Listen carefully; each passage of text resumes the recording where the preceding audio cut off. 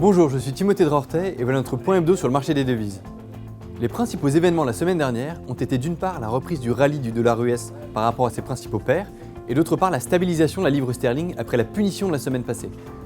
En effet, malgré la volatilité constante, nous avons pu observer des signes de stabilisation de la livre sterling la semaine passée par rapport aux devises européennes. Les chiffres de l'inflation à paraître mardi seront un bon indicateur et nous nous attendons aussi à ce que le marché commence à pricer une prochaine baisse des taux de la part de la Banque d'Angleterre. Ce facteur, en lien avec le très faible niveau de la livre, va rendre très difficile une dépréciation plus importante de la livre selon nous. Peu de données en zone euro la semaine dernière, en dehors des chiffres sans intérêt sur l'inflation. Le meeting de la BCE jeudi est bien plus important. Nous attendons de Draghi qu'il évite toute discussion sur le rétrécissement du rachat d'actifs qui pèserait sur l'euro.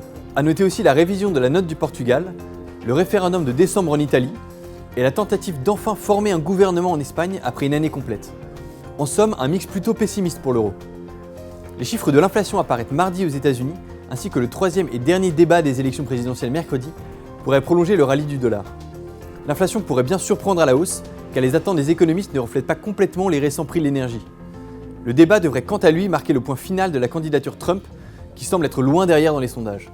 Ces deux événements devraient éclaircir la décision de la Fed concernant une éventuelle remontée des taux directeurs en novembre ou décembre, mais aussi 2 à 3 fois par an par la suite, soit bien plus que ce que les marchés anticipent aujourd'hui. Loin des principales devises, les mouvements les plus importants ont été le rallye impressionnant du peso mexicain alors que Trump plonge dans les sondages et la dépréciation de la couronne suédoise après les chiffres sur l'inflation très décevants.